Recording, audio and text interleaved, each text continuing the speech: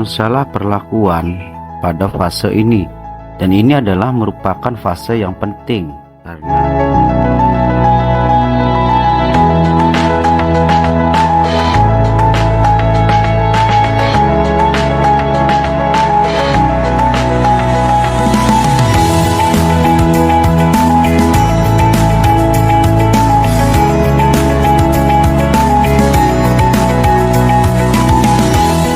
fase generatif adalah tahap pertumbuhan reproduktif, di mana fase ini berfokus pada pembentukan bunga dan buah atau malai, dan tentunya pada pengisian bulir. Pada fase ini, tanaman sangat membutuhkan nutrisi yang tinggi, terutama kalium dan fosfat, serta tanaman ini rentan terhadap hama dan penyakit seperti penyakit kresek, jamur, atau blas, sehingga perawatannya meliputi penyemprotan pupuk daun, pengendalian hama dan penyakit, serta pemupukan kalium silika untuk memperkuat batang. Ciri-ciri fase generatif pada tanaman padi, yang pertama yaitu batang di bagian bawah sudah mulai berbentuk bulat. Sedangkan yang kedua yaitu sudah ditandai dengan munculnya beberapa malai yang merupakan organ reproduksi padi, dan yang terakhir yaitu terdapat perubahan warna pada daun.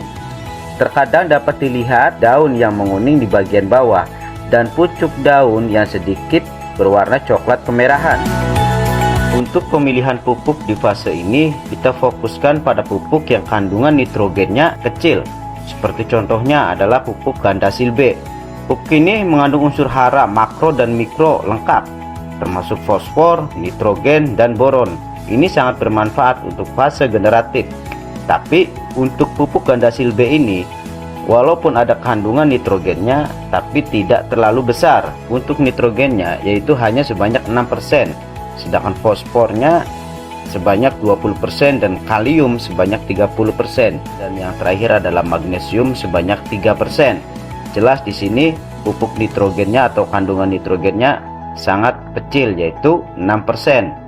Dan pada fase ini tumbuhan tidak terlalu membutuhkan banyak nitrogen, makanya kita fokuskan ke kalium dan fosfor serta unsur mikro pelengkap lainnya seperti boron dan yang lainnya. Atau kita juga bisa menggunakan MKP. Pada MKP ini terdapat dua jenis unsur. Yang pertama yaitu fosfat dan unsur kalium. Untuk kandungan masing-masing unsur adalah 52% fosfat dalam fosforus pentoksida P2O5 dan 34% kalium dalam kalium dioksida atau K2O. Pupuk MKP ini berperan dalam pembentukan akar, pembungaan, dan mencegah kerontokan pada buah.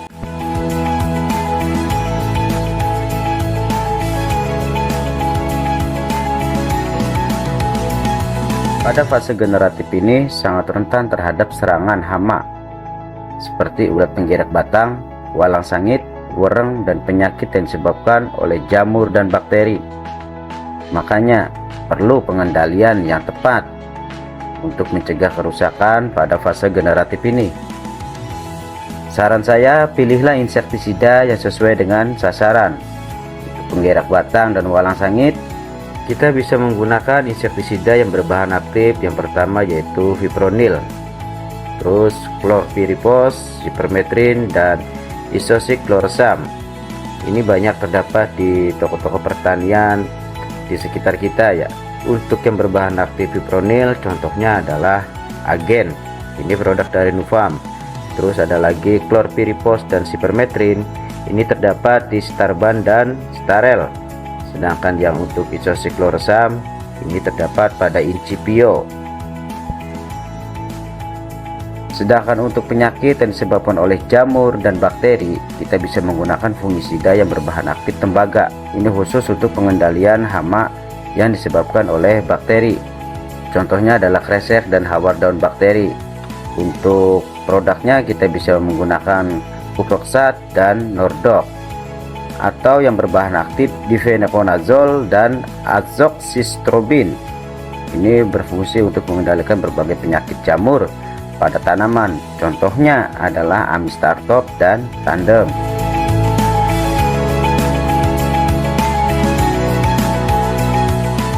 Dalam fase generatif ini, penanganan yang tepat terhadap hama dan penyakit akan memperlihatkan potensi hasil panen yang optimal.